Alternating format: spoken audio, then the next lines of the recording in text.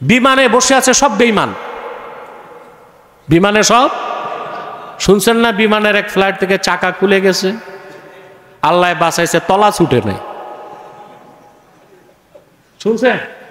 এই যে কক্সবাজার থেকে গত মাসে চাকা ছুটে গেছে একটা, আমি ভাবছি আল্লাহ বাঁচাইছে, তলাটা ছুটে নেই। আমাদের দেশ থেকে হজ করতে যাওয়া যত কঠিন, পৃথিবীর আর কোনো দেশ থেকে এত কঠিন নয়। এটা হচ্ছে আমাদের গভর্নমেন্টে যারা বসে, হজের ব্যাপারে তাদের রেসপন্সিবিলিটি যতটুক থাকা দরকার ততটুক তারা নেয় না। কথা বুঝতে পারছেন? পৃথিবীর যেমন ইন্দোনেশিয়া থেকে সরকার ভর্তুকি দেয়, লক্ষ লক্ষ হাজি ইন্দোনেশিয়া থেকে হজ করতে যায়। ওদের নিয়ম করে ফেলছে, ওরা বিয়ের আগে হজ করে, বিয়ের আগে জোয়ান থাকতে। এজন্য প্রতি বছর 10-12 লাখ হাজি থাকে শুধু ইন্দোনেশিয়া থেকে। এরপরে তারা অন্যান্য দেশ থেকেও হাজিদেরকে খুব সরকারি পৃষ্ঠপোষকতা দেওয়া হয়। আর আমাদের দেশে সরকার যেই থাকুক, হাজিদের ব্যাপারে উদাসীন। প্লেন ভাড়া 4 গুণ, কয় গুণ? 4 গুণ। তারপরে আপনার হাজি ক্যাম্পে দুর্ভোগ, কষ্ট। এয়ারপোর্টে যতটুকু সম্মান দেওয়া দরকার হাজিদেরকে, এই সম্মানটুকুন তারা পায় না। আরে ভাই, শুধু সৌদি আরবে হাজি পাঠিয়েই বছরে বিমান বাংলাদেশ 1000 কোটি টাকা ইনকাম করতে পারে। যে হাজ কত গুরুত্বপূর্ণ একটি ইবাদত, অথচ আমাদের দেশে অধিকাংশ ধনী মানুষ হজ ফরজ হওয়ার পরও হজ করে না, অপেক্ষায় থাকে দাড়িগুলো পাকবে কখন, দাড়িগুলো পাকবে কখন। যখন বেলিট চলে যায়, ডেট এক্সপায়ার, সাথে একজন লোক লাগে, একটা হুইল চেয়ার লাগে, 2টা লাঠি লাগে, তখন যে হজের নিয়ত করে। ঠিক না? অথচ উত্তম হচ্ছে 60 বছর বয়স হয়ে যাওয়ার আগেই হজ করে ফেলা। কত বছর? আর সাবকন্টিনেন্টের মানুষ যারা দুর্বল, বডি ফিটনেস ভালো না, আপনাদের সাবকন্টিনেন্টে, তাদের তো উচিত 40 থেকে 45 বছর বয়সী হজ করে ফেলা, যদি ফরজ হয়ে যায়। ফরজ। অনেকের টাকা আছে, পয়সা আছে, সাধ্য আছে, সক্ষমতা আছে, কিন্তু হজ করে না। তার চিন্তা, হজ করলে তো আর চুরি চামারি বদমাশি সুদ ঘুষ করা যাবে না, এগুলো একবারে করে হজটা করে ফেলবো। কথা বুঝেন না? এইরকম এক ক্রিটিক্যাল বুড়া আমি পেয়েছি আমার জীবনে, চাঁদপুর অঞ্চলে। এলাকার মাতব্বর, ছেলে সন্তান সব পয়সাওয়ালা। তো সন্তানরা এসে আমাকে বাবার বিচার দিচ্ছে, আমরা তাকে হজে যেতে বলি, সে হজে যায় না। আমার আশ্চর্য লাগলো যে ইমানদার আশেক তো মনে করে কোনোভাবে আল্লাহর ঘরে পৌঁছতে পারি কিনা। হ্যাঁ, আর এই লোকরে ছেলে সন্তানরা হজ করাতে চায়, সে হজ করে না কেন? আমি বুড়াকে জিজ্ঞেস করছি, হজ করেন না কেন? বলে আমি তো মেম্বার, মেম্বারের সময় তো আরো কয়েক বছর আছে, তা এখন হজ করি কেমন করে? আমারে বুঝাই দিল, আমি যে মেম্বারি করি, ঘুষ খাই, হজ করলে তো আর ঘুষ খাওয়া যাবে না। চিন্তা করেন, এইরকম চিন্তার মানুষও বাংলাদেশে আছে। আল্লাহ তাআলা এই হজের কেন্দ্র বানায় দিয়েছেন কাবা ঘরকে। সুবহানাল্লাহ। আল্লাহ পাক বলেন, ইন্না আউওয়ালা বাইতিন উদিআ লিন-নাসি লাল্লাযী বিবাক্কাতা মুবারাকান ওয়া হুদাল লিল আলামিন। নিশ্চয় ভূপৃষ্ঠে মানুষের ইবাদতের জন্য প্রথম নির্মিত ঘর হচ্ছে বাক্কায়, মক্কায়। সুবহানাল্লাহ। মক্কার এক নাম বাক্কা। মক্কার এক নাম কি? ইমামে কুরতুবী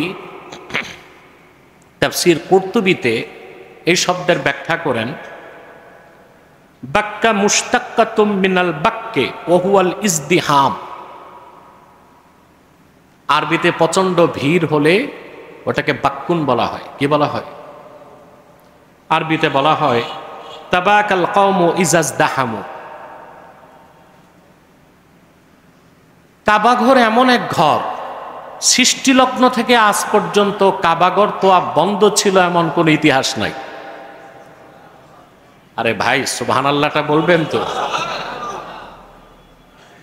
সৃষ্টিলগ্ন থেকে আজ অবধি এমন একটা মুহূর্ত পার হয় নাই আল্লাহর ঘর কাবায় মানুষ ছিল না। সৃষ্টিলগ্ন থেকে আজ অবধি এমন একটা মুহূর্ত যায় নাই যে আল্লাহর ঘর তোয়াফ বন্ধ ছিল। হজের সময় 70-80 লক্ষ হাজি যখন আরাফাতে থাকে, বলতে পারেন তখন কাবাঘরকে তোয়াফ করে। আরবের অধিবাসী যারা, তারা সেই সুযোগটা নেয়।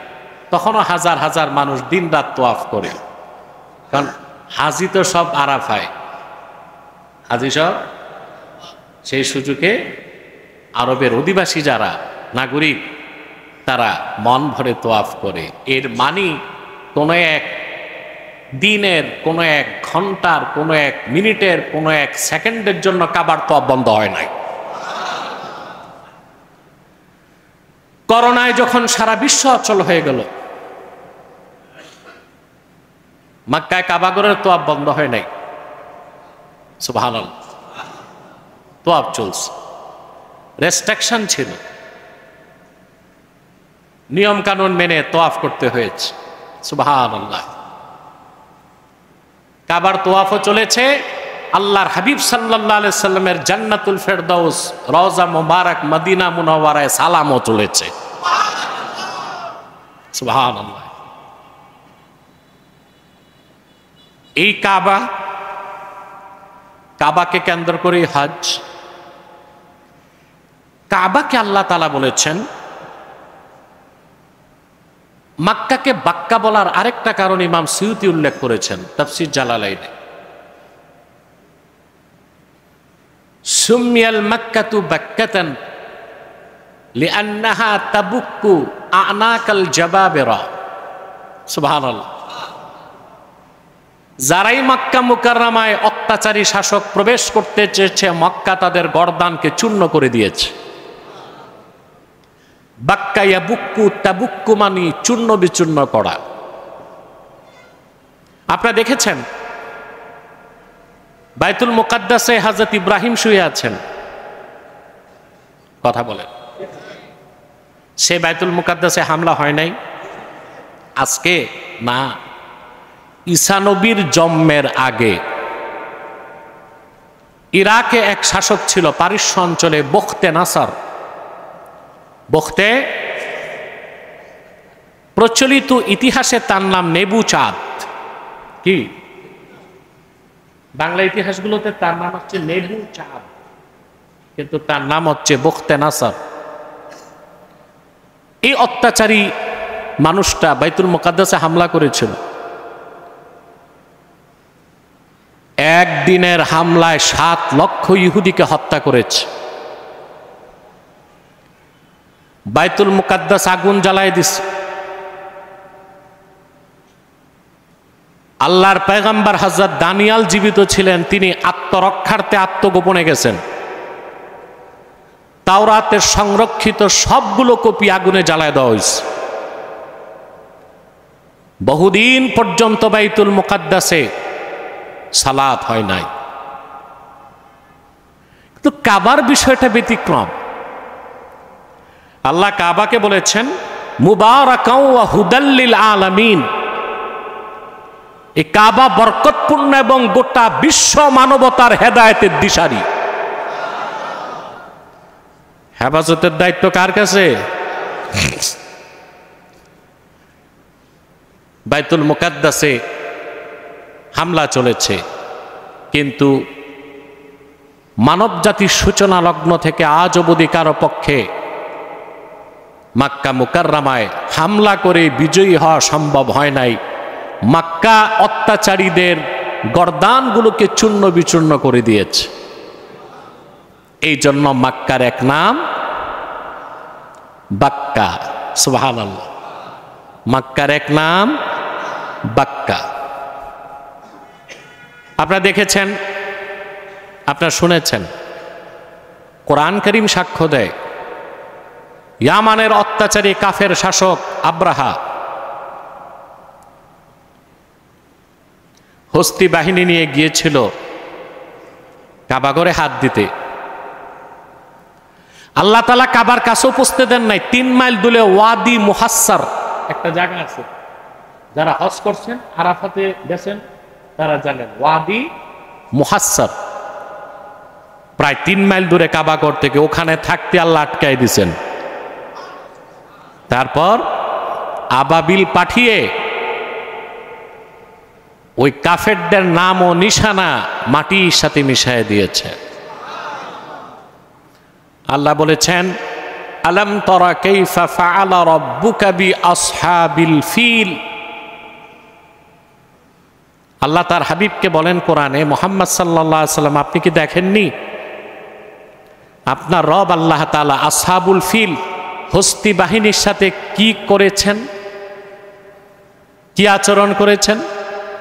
তাদের নাম ও নিশানাকে মাটির সাথে মিশিয়ে দিয়েছেন। এমন ভাবে আল্লাহ বলেছেন কাসফিম মাকুল, কয়েক রকমের পাতা ঘোড়া যখন চাবায়, ভালো মতো চাবায় ছেড়ে দিলে কোনটা আম পাতা, কোনটা জাম পাতা, কোনটা খেজুর পাতা বোঝা যাবে? ওইটাকে বলা হয়েছে আসফিম মাকুল। আমরা সেজন্য আবাবিলের কথাটা কথায় কথায় বলি, ঠিক না? অতি উৎসাহী কিছু মৌলবী, এই যে জ্যানজে জুলাই আন্দোলনে যারা নেতৃত্ব দিয়েছে ছাত্র জনতায়, ছাত্রদেরকে বলে যে আবাবিলের মতো আসছে। ওদের জানাই নাই যে আবাবিল কোনো পাখি না। আমরা মনে করি আবাবিল কিসের নাম? না, আবাবিলের অর্থ হচ্ছে মুজতামিআত। মুজতামিআত অর্থাৎ ঝাঁকে ঝাঁকে। ঝাঁকে ঝাঁকেকে আরবিতে কি বলে? আবাবিল। এটা কোনো পাখির নাম নয়। অর্থাৎ আল্লাহ তাআলা পাখি পাঠিয়েছেন ঝাঁকে ঝাঁকে, যাদের চঞ্চুতে ছিল পাথর, 2 পায়ে ছিল পাথর, এই পাথরগুলো বর্ষণ করছে, আর তাতে ধ্বংস হয়ে গেছে সব হস্তি বাহিনী। সুবহানাল্লাহ বলবেন। তাহলে কাবা ঘরের মাক্কাতুল মুকাররামায় পৃথিবীর কোন অত্যাচারী শাসকের পক্ষে হস্তক্ষেপ করা সম্ভব হয়। প্রশ্ন হলো কেন? বাইতুল মুকাদ্দাসে তো ইব্রাহিম খলিলুল্লাহ শুয়ে আছেন, মাক্কাতুল মুকাররামায় আল্লাহ এত হেফাজত করলেন কেন? তার প্রথম জবাব, মক্কা হচ্ছে আখিরি নবী, নবীগণের মাথার তাজ, মুহাম্মদ সাল্লাল্লাহু আলাইহি সাল্লামের মাউলিদ। মুহাম্মদ সাল্লাল্লাহু আলাইহি সাল্লাম আগমন করেছেন মক্কা মুকাররমায়। মক্কাকে আল্লাহ সারা পৃথিবীর রাজধানীর মর্যাদা দিয়েছেন।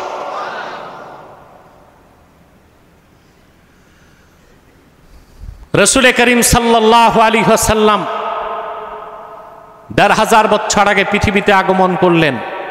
তারও কত হাজার বছর আগে আল্লাহ ইব্রাহিম খলিলকে পাঠালেন মক্কায়। সুবহানাল্লাহ বলবেন। মক্কা নগরীর গোড়াপত্তন করতে তিনি হযরত ইসমাইলকে নিয়ে আসলেন, ইসমাইলকে রেখে গেলেন। কাবা ঘর নির্মাণের আগে হযরত ইব্রাহিমের অসংখ্য পরীক্ষা নিলেন আল্লাহ তাআলা। আল্লাহ বলেন, وَإِذِ ابْتَلَى إِبْرَاهِيمَ رَبُّهُ بِكَلِمَاتٍ فَأَتَمَّهُنَّ قَالَ إِنِّي جَاعِلُكَ لِلنَّاسِ إِمَامًا। আল্লাহ পাক বলেন, মুহাম্মদ সাল্লাল্লাহু আলাইহি সাল্লাম আপনি স্মরণ করুন যখন আপনার রব ইব্রাহিমের পরীক্ষা নিলেন। সবগুলো পরীক্ষায় হযরত ইব্রাহিম উত্তীর্ণ হলেন। আল্লাহ ঘোষণা করলেন, ইন্নী জাইলুকা লিন-নাসি ইমামা। ইব্রাহিম, আমি তোমাকে মানব জাতির নেতা নির্ধারণ করছি। মানব জাতির নেতা। কোরআন শরীফের এই সূত্র ধরে আমি বলতে পারি, মুসলমানদের নেতৃত্ব যেই নেতা দিবে তার যোগ্যতা, দক্ষতা, ডিগ্রি সবকিছুর আগে দেখতে হবে তার ঈমান আছে কিনা, ঈমানের পরীক্ষায় উত্তীর্ণ কিনা, ঠিক না? ঈমানের পরীক্ষায় উত্তীর্ণ ব্যক্তি কখনো ভয় পায় না। নইলে যত ডিগ্রি থাক, নোবেল প্রাইজ থাক, ভয়তে কিন্তু মাঝে মধ্যে আমাদেরও ভয় লাগায় দেয়। গেলাম, ছাড়লাম, বুঝেন নাই? সারা জাতি ভয় পাইছে না? যেই মুহূর্তে মাঝ আকাশে প্লেন রেখে পাইলট যদি প্যারাশুটে নেমে যায়, প্লেনের কি অবস্থা হবে? এই ভয়তে সবচেয়ে বলছে না আপনি থাকেন। রাজনৈতিক বিশ্লেষকদের বিশ্লেষণটা আমি অত পরোয়া করি না, আল্লাহই ভালো জানেন কেন এটা করছিলেন। সত্যিকার অর্থেই অনেক বিদ্যা, বুদ্ধি, দীক্ষা, শিক্ষা থাকলে রাজনৈতিক নেতৃত্ব দেওয়া যায় না। রাজনৈতিক নেতৃত্বের জন্য প্রয়োজন সাহস। কি লাগে? আর মুসলমানদের নেতৃত্ব দেবার জন্য প্রয়োজন হচ্ছে ঈমান এবং তাকওয়া। তাকওয়ার মানদণ্ডে উত্তীর্ণ হতে হবে, ঈমানের মানদণ্ডে উত্তীর্ণ হতে হবে।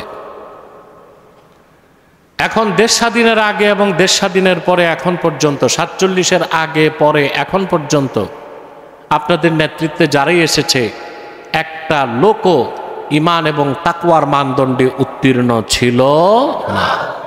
এটাই হচ্ছে আপনাদের এই উপমহাদেশে, বিশেষ করে বাংলাদেশে সকল রাজনৈতিক অস্থিরতা, সহিংসতা, দুর্নীতি, চুরি চামারির মূলভূত কারণ। এটাই আপনারা সব পেয়েছেন, আল্লাহ দিতে কম দেন নাই। বাংলাদেশ ছোট্ট দেশ, কিন্তু স্ট্র্যাটেজিক্যালি সারা দুনিয়ার চোখ এখন বাংলাদেশ। তা আমাদের এত কিছু, অন্যরা আমাদের দিকে তাকায় আছে, আমরা কিছু করতে পারি না কেন? কারণ দেশে চোর ভরা, দুর্নীতিবাজ, ঠিক কিনা? দেশের সম্পদকে কাজে লাগায় না, সম্পদের সুষ্ঠু বন্টন নাই, ইনসাফ ভিত্তিক শাসন নাই, আইনের শাসন নাই। সেটা ভিন্ন কথা। যে কথাটা বলছিলাম, মুসলমানদের নেতৃত্ব দিতে ঈমানের পরীক্ষায় উত্তীর্ণ হতে হবে। হযরত ইব্রাহিম ঈমানের পরীক্ষা উত্তীর্ণ হলেন, আল্লাহ তাকে মানবজাতির নেতা বানালেন। তারপর আল্লাহ তাকে দায়িত্ব দিলেন মক্কা নগরীর গোড়াপত্তন করতে। কারণ মক্কাতে আসবেন আখিরি নবী মুহাম্মদ সাল্লাল্লাহু আলাইহি ওয়াসাল্লাম, আর সেই মক্কাতেই আল্লাহ রাখলেন কাবা। আর সেই কাবাকে বললেন মুবারাকা ওয়া হুদাল লিল আলামিন, বরকতপূর্ণ এবং গোটা বিশ্ব মানবতার হেদায়েতের মার্কাজ। সুবহানাল্লাহ। মক্কা হচ্ছে রাজধানী, সারা পৃথিবীর রাজধানী। পৃথিবীর যত মানচিত্র আছে, মানচিত্রে দেখবেন মক্কা মাঝখানে দুনিয়া। সুবহানাল্লাহ বলবেন। মক্কা, বিজাতিরা কোন কোন মানচিত্রে ভুলটা দেখাইতে চাইছে যে মাঝখানে, একেবারে মাঝখানে না। তা আমি তো পাল্টা বলবো, পৃথিবীর একটা মানচিত্র তো সঠিক না, এটা জানেন? পৃথিবীর একটা মানচিত্র সঠিক না, সবটাই ধারণা, যুক্তি। পৃথিবী কি ফ্ল্যাট না গোলাকার? দুই পাশে একটু কমলা লেবুর মতো চাপা, তো গোল জিনিস আবার সমান হয় কেমন করে? কথা বলে, জিনিসটাই গোল, তার মানচিত্র সমান হয় কেমন করে? এটা ধারণার উপর অক্ষাংশ দ্রাঘিমাংশ চিন্তা করে সমান একটা রূপ দিয়া ধারণার উপর মানচিত্র করা হয়েছে। আমি একটা মানচিত্র বিশ্বাস করি না, আমি এটাই বিশ্বাস করি সারা পৃথিবীর মাঝখানে কাবা। কাবার ঠিক উপরে বাইতুল মামুর, যেটা ফেরেশতাদের কাবা। জমিনে মক্কায় মানব জাতির কাবা। ওই বাইতুল মামুরে প্রতিদিন 70,000 ফেরেশতা তোয়াফ করে ঢুকে। রাসূল করিম সাল্লাল্লাহু আলাইহি ওয়াসাল্লামের হাদিস সাক্ষ্য দেয়, একবার যে ফেরেশতা ঢুকে কিয়ামত তকার তার সেকেন্ড চান্স নাই। দুনিয়াতে কাবা, এখানেও তোয়াফ। আকাশ আর জমিনের মাঝখানে যা আছে, সূর্য, চন্দ্র, নক্ষত্র, নিহারিকা, ধূমকেতু, গ্যালাক্সি, মিল্কি ওয়ে, কৃষ্ণ গহ্বর, সব শুধু ঘুরছেই, তোয়াফ করছে। বলেন সুবহানাল্লাহ। জমিনের কেন্দ্র কাবা, আকাশের কেন্দ্র বাইতুল মামুর। এই হিসাবগুলো বুঝেন? এই হিসাবগুলো বুঝলে কি আর নাস্তিকরা নাস্তিক হয়? কাফেররা কাফের হয়? আসলে হেদায়েত আল্লাহর কার হাতে? বলছিলাম এই কাবাকে আল্লাহ বলেছেন মুবারাকাও ওয়া হুদাল লিল আলামিন। এবার আসেন আরেকটা জিনিস বুঝাই, শুনতেছেন? আল্লাহর পক্ষ থেকে ইসলামের দাওয়াত নিয়ে এসেছেন লাখের উপর পয়গম্বর। দিনের দাওয়াত শুরু করলেন পয়গম্বর আদম। লাখের উপর পয়গম্বর হাজার হাজার বছর দিনের দাওয়াত দিয়েছেন, দিন পরিপূর্ণ হয় নাই? হয়েছে? আর আল্লাহর হাবিব মুহাম্মদ সাল্লাল্লাহু আলাইহি ওয়াসাল্লাম মক্কাতুল মুকাররমায় মাত্র 23 বছর দিনের দাওয়াত দিয়েছেন। মক্কায় 13 বছর, মদিনা মুনাওয়ারায় 10 বছর। 23 বছরে আল্লাহ দ্বীন ইসলামকে পরিপূর্ণ করে দিলেন। সমগ্র পৃথিবীর রাজধানী মক্কায় সেই কাবা যেখানে কেন্দ্র, যেটা মুবারাকা ওয়া হুদাল লিল আলামিন, গোটা বিশ্ব মানবতার দিশারি। বলেন সুবহানাল্লাহ। আল্লাহ কাবাকে হেদায়েতের প্রতীক বানায় দিয়েছেন, হেদায়েতের প্রতীক বানায় দিয়েছে। কথা খেয়াল করতেছেন? লাখের উপর পয়গম্বর হাজার হাজার বছর দিনের দাওয়াত দিচ্ছেন না? দিন পরিপূর্ণ হয়েছে? কিন্তু আল্লাহর হাবিব মুহাম্মদ সাল্লাল্লাহু আলাইহি ওয়াসাল্লাম ১৫০০ বছর আগে মাত্র 23 বছর দিনের দাওয়াত দিয়েছেন। মক্কাতুল মুকাররমায় 13 বছর, মদিনাতুল মুনাওয়ারায় 10 বছর। দিন পরিপূর্ণ হয়ে গেছে। সেই দিনের পেগাম, সেই দিনের নূর, সেই দিন ইসলামকে পরিপূর্ণ করতে আল্লাহর হাবিবের খেদমতে জিবরিল এসেছেন ২৪,০০০ বার। কতবার? তো ভালো করে খেয়াল করেন, মক্কা হচ্ছে সারা পৃথিবীর রাজধানী। আল্লাহ বলেছেন উম্মুল কোরা, উম্মুল কোরা, সকল জনপদের মূল। সুবহানাল্লাহ। শহরটার গোড়াপত্তন মক্কার আল্লাহ করেছেন ইব্রাহিম খলিলুল্লাহকে দিয়ে, যিনি ছিলেন মানব জাতির নেতা। সুবহানাল্লাহ। কাবাগর নির্মাণের 40 বছর পর হযরত ইব্রাহিম ওনার ছেলে ইসহাক বাইতুল মুকাদ্দাস তৈরি করছেন। কত বছর পর? সহিহ হাদিস আছে, আবু যর গিফারি রাদিয়াল্লাহু তাআলা আনহু বলেন, সাআলতু রাসূলুল্লাহ সাল্লাল্লাহু আলাইহি ওয়াসাল্লাম আন আউয়ালি মসজিদিন উদিয়া ফিল আরদ। আমি আল্লাহ রাসূল সাল্লাল্লাহু আলাইহি ওয়াসাল্লামকে জিজ্ঞেস করলাম, এই পৃথিবীতে আল্লাহর ইবাদতের জন্য নির্মিত প্রথম ঘর কোনটা? রাসূল করিম সাল্লাল্লাহু আলাইহি ওয়াসাল্লাম বললেন, আল মসজিদুল হারাম, কাবা ঘর। কুলতু সুম্মা আইয়ু, এরপর কোনটা? ক্বালা আল মসজিদুল আকসা, মসজিদুল আকসা। কুলতু কাম বাইনাহুমা, এই দুই মসজিদ নির্মাণের মাঝখানে সময় কতটুক ব্যবধান? রাসূল করিম সাল্লাল্লাহু আলাইহি ওয়াসাল্লাম বলেছেন 40 আমান, 40 বছর। কত বছর? কাবা ঘর নির্মাণের 40 বছর পরে বাইতুল মুকাদ্দাস নির্মিত হয়েছে। এরপর রাসূল করিম সাল্লাল্লাহু আলাইহি ওয়াসাল্লাম বললেন, সুম্মাল আরদু লাকা মসজিদুন, প্রথম মসজিদ কাবা। এরপর মুসলমানেরা পৃথিবীর যেখানেই মসজিদ বানাক সেটা মসজিদের গুরুত্ব পাবে। আল্লাহর হাবিব বলেছেন আবু যর গিফারিকে, পুরা জমিনটাই মসজিদ তোমার জন্য। এটা রাসূলুল্লাহর খাতিরে আল্লাহ করে দিয়েছেন। বুখারী শরীফের হাদিস, রাসূল কারীম সাল্লাল্লাহু আলাইহি ওয়াসাল্লাম ইরশাদ করেছেন, জুইলাত লিয়াল আরদু কুল্লুহা মাসজিদাও ওয়া তাহুরা। গোটা জমিনকে আল্লাহ আমার খাতিরে মসজিদ বানায় দিয়েছে, পবিত্রতা অর্জনের মাধ্যম করে দিয়েছে। আবু যর গিফারিকে রাসূল কারীম সাল্লাল্লাহু আলাইহি ওয়াসাল্লাম বললেন, ফাহাইসুমা আদরাকাতকাস সালাতু ফাসাল্লি, জমিনের যেখানেই থাকো নামাজের সময় হলে নামাজ পড়ো। এটাই ইসলাম। সুবহানাল্লাহ।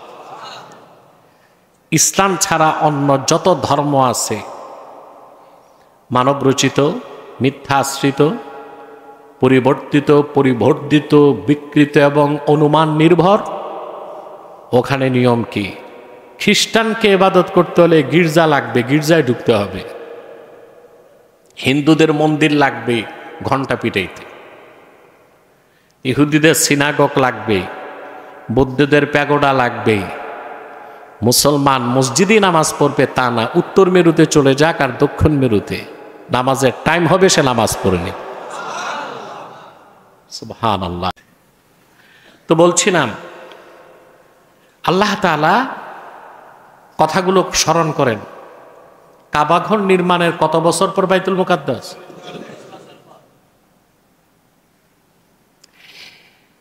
আল্লাহ তাআলা পৃথিবীর রাজধানীর মর্যাদা দিলেন মক্কাকে। মক্কাতেই আল্লাহ নির্মাণ করলেন প্রথম ঘর কাবা। অন্যান্য রাবায়াতে এসছে কাবা ঘর প্রথম নির্মাণ করেছেন আদম আলাইহিস সালাম। কে? দ্বিতীয়বার নির্মাণ করেছেন, তাজদীদ করেছেন ইব্রাহিম আলাইহিস সালাম। আর বাইতুল মুকাদ্দাস অন্য রাবায়াতে এসছে প্রথম নির্মাণ করছেন ইসহাক আলাইহিস সালাম, হযরত ইব্রাহিমের ছেলে। দ্বিতীয়বার এটাকে সংস্কার করছেন সুলাইমান আলাইহিস সালাম। হযরত ইসহাক আর সুলাইমানের মধ্যে ব্যবধান ছিল 1000 বছরের। কত বছর? কথা শুনতেছেন?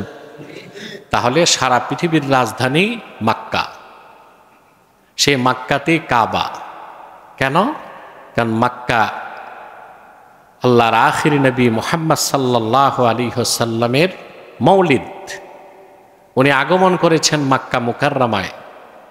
সেই জন্য মক্কাকে আল্লাহ পৃথিবীর সর্বশ্রেষ্ঠ, সারা পৃথিবীর রাজধানীর মর্যাদা দিয়েছেন। আর হেদায়েতের মার্কাজ কাবাকে আল্লাহ সেখানেই রেখেছেন। আর প্রতি বছর সেই কাবার হজকে আল্লাহ মুসলমানদের উপর ফরজ করে দিয়েছে। এবার ইবাদত হিসেবে হজের গুরুত্ব কতটুকু তা কিছুটা বুঝতে পারছেন? কথা বলেন, কথা বুঝতেছেন? আরেকটা কথা ফাঁকি দিয়ে বলে নেই মাঝখানে, মক্কা যদি হয় সারা পৃথিবীর রাজধানী, মদিনা মুনাওয়ারা হচ্ছে ঈমানের রাজধানী। মক্কা মুকাররমা সারা পৃথিবীর রাজধানী, মক্কা মুকাররমা সারা পৃথিবীর রাজধানী, মদিনা মুনাওয়ারা ঈমানের রাজধানী। রাসূল করিম সাল্লাল্লাহু আলাইহি ওয়াসাল্লাম ইরশাদ করেছেন, কিয়ামতের আগে দাজ্জাল যখন বের হবে, ঈমান ইসলাম আশ্রয় নিবে মদিনা মুনাওয়ারায়। সুবহানাল্লাহ। আমার কথাটায় নস আছে, কি আছে?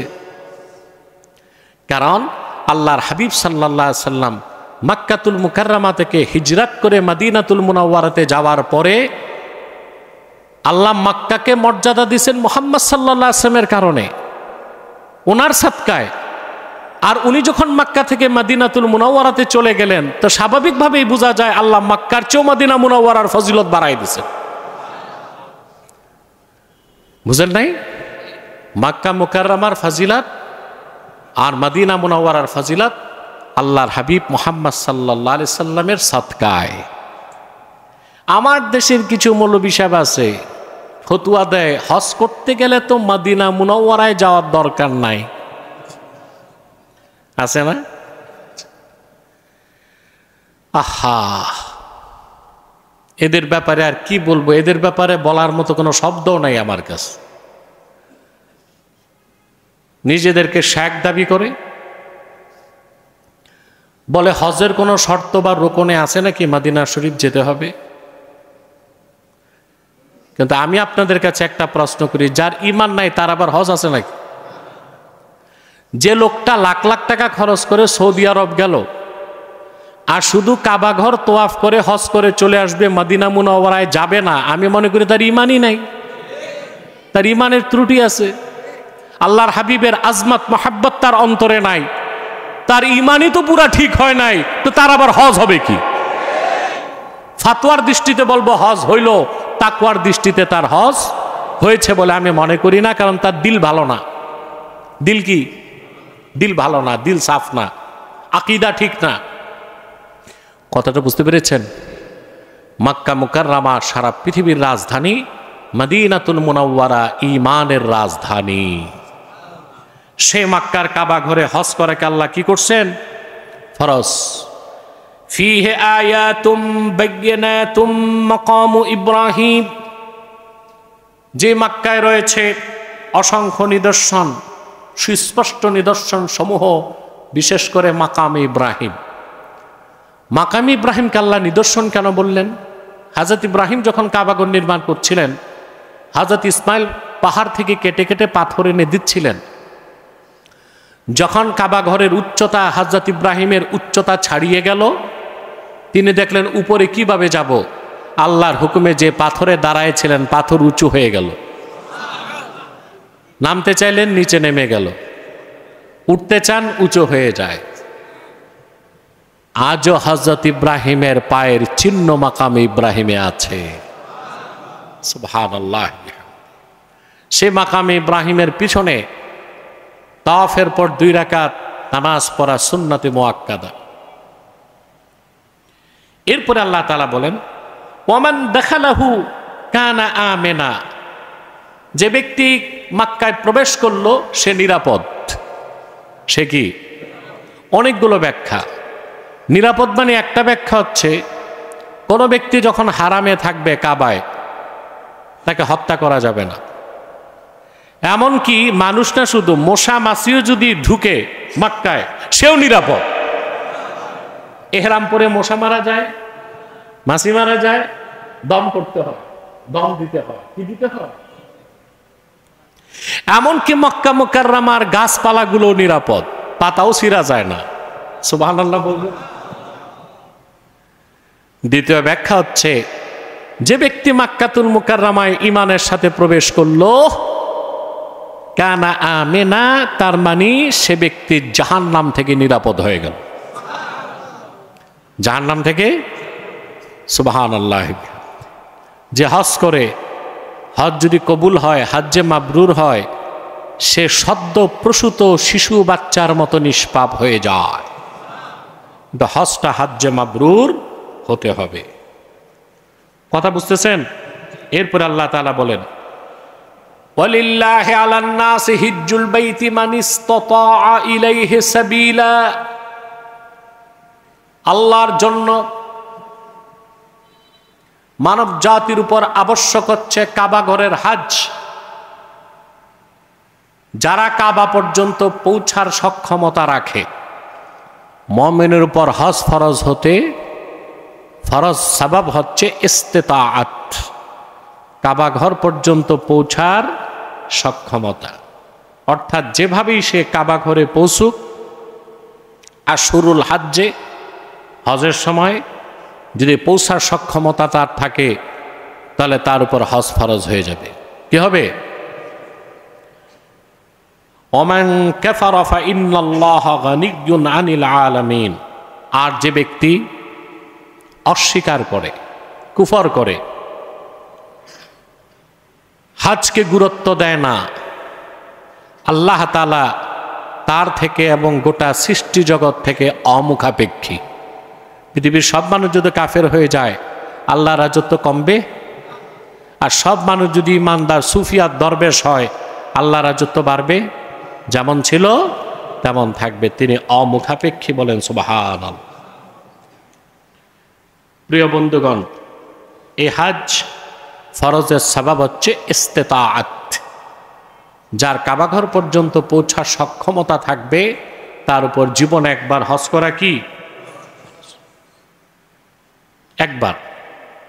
আমরা সুনান তিরমিজিতে আসছে, আল্লাহর হাবিব সাল্লাল্লাহু আলাইহি ওয়াসাল্লাম ইরশাদ করেছেন, সনদটি নিয়ে কেউ কেউ কিলোকাল করেছেন, আল্লাহ হাবিব সাল্লাল্লাহু আলাইহি ওয়াসাল্লাম বলেছেন, আমার উম্মতের ধনীদের উচিত 5 বছরে একবার হজ করা। অন্য রাওয়ায়াতে আসছে 4 বছরে একবার হজ করা। সুবহানাল্লাহ। عن أبي هريرة رضي الله تعالى عنه أنه قال خطبنا رسول الله صلى الله عليه وسلم فقال أيها الناس قد فرض الله عليكم الحج فحجوا। আবু হুরায়রা রাদিয়াল্লাহু তাআলা আনহু বলেন, হজ ফরজ হওয়ার পর রাসূল করিম সাল্লাল্লাহু আলাইহি সাল্লাম সাহাবায়ে কেরামের উদ্দেশ্যে খুতবা দিলেন। খুতবাতে বললেন, হে মানব জাতি, হজ ফরজ হয়েছে, ফাহুজ্জু, তোমরা হজ করো।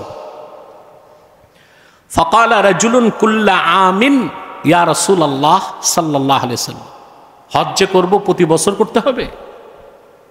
ফাসাকাতা হাত্তা ক্বালাহা সালাসান, লোকটা 3 বার প্রশ্ন করছে, রাসূল করিম সাল্লাল্লাহু আলাইহি ওয়াসাল্লাম চুপ থাকলেন, কিছু বললেন না। কথা বুঝতেছেন? ফাকালা রাসূলুল্লাহ সাল্লাল্লাহু আলাইহি ওয়াসাল্লাম লাউ কুলতু নাআম লাউ ওয়াজাবাত ওয়া লামাসতাতা'তুম, তোমার প্রশ্নের জবাবে আমি যদি বলতাম হ্যাঁ প্রতি বছর, আল্লাহ প্রতি বছর তোমাদের উপর হজ করাকে ফরজ করে দিতেন, সেজন্য আমি চুপ ছিলাম। কি বুঝলেন?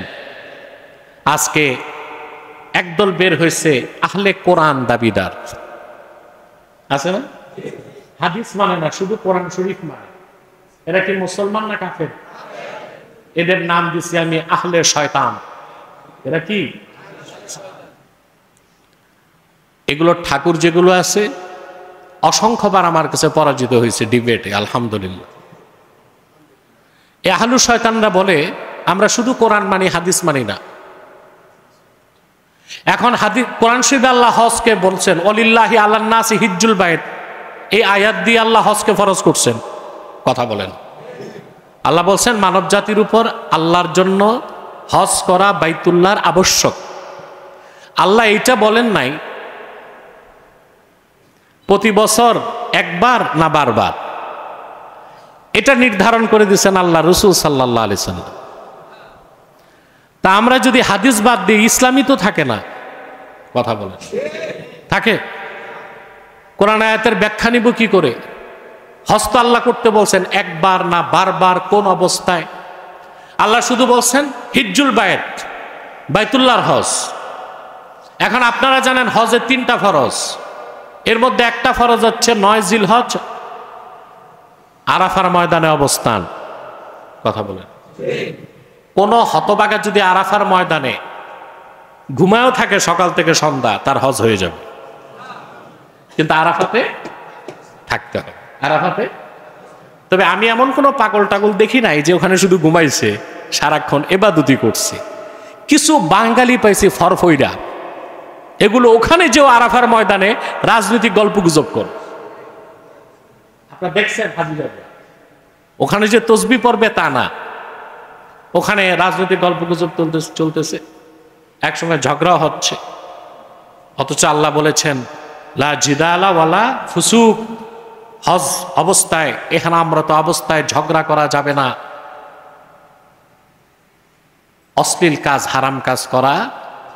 আমি বহুবার আরাফার ময়দানে দেখেছি আপনাদের দেশের হাজিরা মুআল্লেমের সাথে রীতিমতো মারামারি চলছে। কি নিয়ে? বিরিয়ানির প্যাকেট নিয়ে। বলে আমি পাইলাম না তো। আরাফার ময়দানেও যদি কেউ বিরিয়ানির প্যাকেটের জন্য মারামারি করে রীতিমতো, এই লোকটার হজ হয়েছে নাকি? কিন্তু 1 মাস পর সৌদি আরব থেকে আসছে, সাদা রুমাল মাথায়, কালো বিরা। ভুলেও যদি কেউ হাজি সাহেব না বলে, রেখে যায়। 7 লাখ টাকা দিয়ে হজ করছি, তুমি হাজি বললা না আমারে? বেয়াদব কোথাকার। মানে হজ করছি কি জন্য? হাজি বললা না। তাহলে হাদিসকে বাদ দিলে ইসলামের অস্তিত্ব। সাহাবা একরাম জিজ্ঞেস করলেন কুল্লা আমিন ইয়া রাসূলুল্লাহ সাল্লাল্লাহু আলাইহি ওয়াসাল্লাম, হজ কি প্রতি বছর করব? রাসূল করিম সাল্লাল্লাহু আলাইহি ওয়াসাল্লাম হ্যাঁ বলেন নাই। আল্লাহ রসুল 1500 বছর আগে যা বলেছেন সেটাই ওহী, সেটাই ইসলাম। রাসূল করিম সাল্লাল্লাহু আলাইহি সাল্লাম নাম বলেন নাই, আল্লাহর হাবিব বলেন যদি আমি বলতাম নাম, প্রতি বছর আল্লাহ হজকে ফরজ রাখতেন। কিন্তু জীবনে একজন ব্যক্তির জন্য হজ কয়বার ফরজ? সুবহানাল্লাহ। এরপর রাসূল করিম সাল্লাল্লাহু আলাইহি ওয়াসাল্লাম সাহাবায়ে কেরামকে সতর্ক করলেন, ক্বালা যারুনি মা তারাকতুকুম فإنما هلك من كان قبلكم بكثرة سؤالهم واختلافهم على أنبيائهم فإذا أمرتكم بشيء فأتوا منه ما استطعتم وإذا نهيتكم عن شيء فدعوه। সাহাবায়ে কেরাম, তোমাদের পূর্বে অসংখ্য জাতি ধ্বংস হয়ে গেছে, তারা তাদের পয়গম্বরদের কাছে অতিরিক্ত প্রশ্ন করত। কি করত? আমি তোমাদেরকে যা আদেশ করি তা তোমরা গ্রহণ করবে, যা নিষেধ করি তা পরিত্যাগ করবে। যে বিষয়ে কিছুই বলি না ওই ক্ষেত্রে আমি উম্মতের জন্য রুখসত রেখে দেই। সুবহানাল্লাহ বলবেন। সম্মানিত সুধী, প্রত্যেক মুমিন মুসলমান যে কাবা পর্যন্ত পৌঁছার ক্ষমতা রাখে তার উপর হজ করা কি জীবনে। এখন এই ইস্তেতাতের অর্থ কি? ইমাম দারাকুতনি একটা হাদিস রাওয়ায়াত করেছেন, ইমাম কুরতুবী তাফসীর কুরতুবীতে উল্লেখ করেন, ওয়ারাওয়াদ দারাকুতনি আন ইবনে আব্বাস রাদিয়াল্লাহু তাআলা আনহুমা قال قيل يا رسول الله صلى الله عليه وسلم الحج كل عام। আব্দুল্লাহ ইবনে আব্বাস রাদিয়াল্লাহু তাআলা আনহু বর্ণনা করেন, আল্লাহ রাসূল সাল্লাল্লাহু আলাইহি ওয়াসাল্লামকে জিজ্ঞেস করা হলো, ইয়া রাসূলুল্লাহ সাল্লাল্লাহু আলাইহি ওয়াসাল্লাম, হজ কি প্রতি বছর? কথা বুঝতেছেন? ক্বালা লা, আল্লাহ হাবিব বললেন না, বাল হাজ্জাতুন, একজন ব্যক্তির উপর জীবনে একবার ফরজ। ফামাস সাবিল, তা আল্লাহ যে বলছেন কাবাগরে পৌঁছার সক্ষমতা যে রাখে, সাবিলের অর্থ কি? আল্লাহর হাবিব সাল্লাল্লাহু আলাইহি ওয়াসাল্লাম বলেছেন, ক্বালা আয-যাদু ওয়ার রাহেলা, এটার অর্থ হচ্ছে বাহন। কি বাহন?